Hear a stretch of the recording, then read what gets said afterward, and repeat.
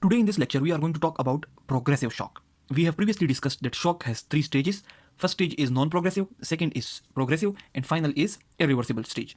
So we have discussed progressive shock, non-progressive shock in detail, and we have discussed about the different compensatory mechanisms that are present in the body which prevents the progression of the shock, and it prevents the shock from changing into the progressive from non-progressive stage. Now, today we will talk about the things which basically makes the shock progressive. Like, what are the main important things? So the first and most important thing, the most important change which occurs, or the deterioration that occurs, which initially changes the shock from non-progressive into progressive shock, is the cardiac depression. Now suppose, for example, this is this circulatory system. The blood is being pumped by the heart from the right side of the heart into the lungs, where it is oxygenated, returning to the heart, and it is being pumped by the left heart into the body. Now in this patient, bleeding occurs, for example, and blood loss has occurred. What happens is that due to bleeding, there is decrease in arterial pressure. Now, initially, as the decrease in arterial pressure occurs, the compensatory mechanisms in the body will try to increase the arterial pressure. They will try to increase the arterial pressure through different compensatory mechanisms, which we have discussed in the last lecture. That includes the baroreceptor reflex, the CNS ischemic response, the reverse stress relaxation, the vasopressin, ADH secretion, etc., etc.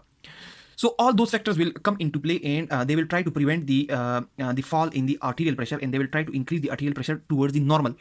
And by bringing the arterial pressure to normal level, they will try to prevent the conversion of a non-progressive shock to progressive shock. And basically what happens in shock is that there is decreased perfusion of the body tissue, there is decreased perfusion of the cells which are present in the different body organs, and they are unable to receive adequate amount of blood or nutrients which are necessary for their survival.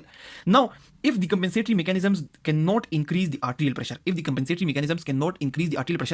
the hemorrhage has increased, and the blood loss, the amount of blood that has been lost, for example, or the amount of fluid lost is very high, now what is the first thing that will convert the non-progressive shock into progressive shock?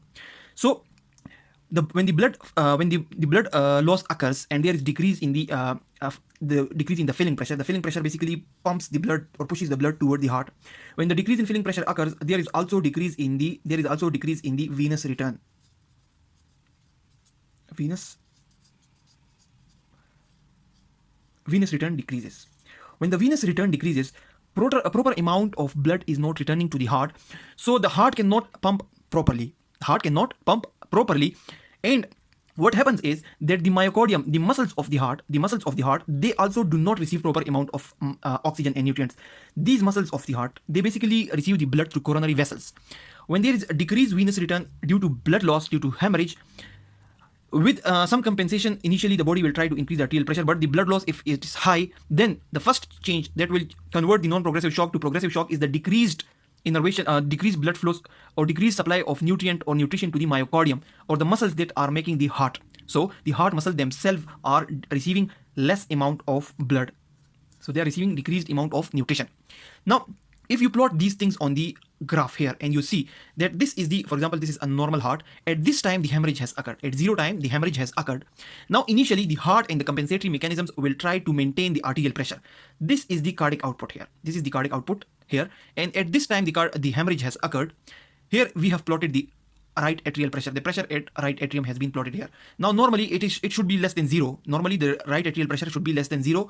And normally this graph basically represents the normal pumping or the normal cardiac output. Now, at 0 time, the cardiac output was like somewhere around 13 or 14 liters per minute. Now, the normal pumping of the heart is 5 liters per minute. Normally, the heart pumps blood around 5 liters per minute, but this graph basically shows the maximum capacity, because the muscles of the heart has the capacity to pump 2 to 3 times more than the blood that is necessary. 5 liters per minute is the normal cardiac output of the heart, but the heart can pump at this capacity. So when hemorrhage occurs at this time, this is the maximum capacity at which the heart can pump. This is the maximum capacity at which the heart can pump. And even after 2 hours, there is very little difference in this capacity. There is very little difference or very little decrease in the pumping capacity. This decrease in pumping capacity from this level to this level, it has occurred because there is decreased supply of nutrition or nutrients to the muscles of the heart. The heart muscles themselves, they cannot properly now pump. So they have survived very well in the initial 2 hours, and you see that from the maximum capacity, they have decreased very little. There is very little change in the initial 2 hours. But after the initial 2 hours, in the next 2 hours, if you see at the 4 hours, you will see there is a bigger change. There is a bigger change. Now in the initial 2 hours, this much was the change. In the next 2 hours, the change was this much, almost double. And after that, just in half an hour, or just in 4 hours and 3 by fourth of the 45 minutes. So in the next 45 minutes, the change is like this much. This is the decrease in the cardiac output. In the initial 2 hours, there was very little change. There was very small amount of change. But now with every passing time, with every passing minute, with every passing hour, the change in the cardiac output and then the change in the arterial pressure is increasing. It's because the shock is now converting from non-progressive to progressive shock. From non-progressive to progressive shock. Initially in the initial at just around 0 time, the compensatory mechanisms are basically helping to bring back more blood to the heart and to compensate for the blood loss that has occurred through different mechanisms like baroreceptor reflexes, the fluid retention with the help of antidiuretic hormone, fluid retention by the kidneys with the help of angiotensin. All those mechanisms and the pumping capacity of the heart so many times above the normal. Like this was the normal pumping. This is normal pumping at the normal level, and this is the maximum capacity. Now the maximum capacity of the pumping and the different compensatory processes, it helps to survive the initial blood loss or the initial hemorrhage for a long time. But once this stage is over and the bleeding is not stopped, then the first thing is depression, the cardiac depression. The heart muscles themselves, although all the muscles, all the tissues are receiving decreased amount of blood, but the heart muscles are important because they are not only surviving themselves, but they also pump the blood so that they can keep other tissues alive. So when at this stage, when the weakness of the myocardial muscle occurs, when the muscles of the heart starts weakening, then there is a rapid progression in the shock. There is a rapid decrease in the cardiac output, and within no time, there is a sudden fall in the cardiac output and then the arterial pressure. So basically, simply it means that the shock from the non-progressive shock converts into progressive shock, because when there is initially decreased venous return, it basically ultimately leads to decreased venous return, leads to decreased myocardial contractility, which in return leads to further decreased arterial pressure. Then it further leads to more decrease in venous return. Then it leads to further decrease in the myocardial contractility. It leads to further decrease in the arterial pressure. Then it leads to further decrease in the venous return, and so on and so on. And this shock become progressive. Or a vicious cycle starts.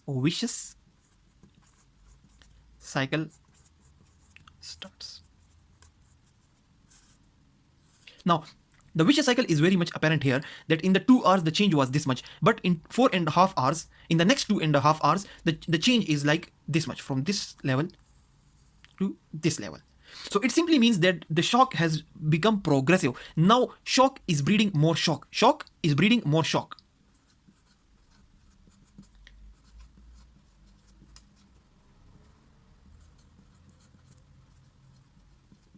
And the most important thing in shock that breeds more shock is the cardiac depression. The most important thing in the shock breeding more shock is basically the cardiac depression, because the original problem is not with the heart. The problem is not with the heart muscles. The problem is the blood loss. Shock initially started as a blood loss, and that blood loss decreased the filling pressure, which decreased the venous return, which decreased the cardiac output, which further decreased the arterial pressure, which further decreased the filling pressure, which further decreased the venous return, which further decreased the cardiac output. So this cardiac depression which occurs due to shock, basically this cardiac depression initially occurs due to shock, but this cardiac depression ultimately progresses the shock. It breeds more shock. It increases the time of the shock so many times. So when this thing occurs, the shock become progressive, and you call it progressive shock. Now this one example and this one mechanism, that is the cardiac depression, it basically shows that this is one thing which magnifies the shock so many times, and it makes the shock progressive. But there are some other things which we need to discuss, which basically helps, or which basically converts the shock from non-progressive to progressive, or the changes which occurs in the body when the shock is so high or so large or so big that it converts from non-progressive to progressive. Then we are going to discuss other changes apart from cardiac depression. But cardiac depression is one important thing which basically leads the non-progressive shock to progressive shock. So you might understand that initially when the shock is non-progressive, the change in the cardiac output is very much low. But once the myocardial depression occurs, then within the same amount of time, rather at a lesser time, there is a higher change in the cardiac output, and there is a bigger decrease in the cardiac output and arterial pressure, and there is increase in shock, and the shock continues to progress. So that's the first thing. The cardiac depression is the first thing which basically makes the non-progressive shock a progressive shock. And then in the coming lectures we will discuss other things, other topics which basically are explaining the progress of non-progressive shock into progressive shock. Thanks a lot for watching the video.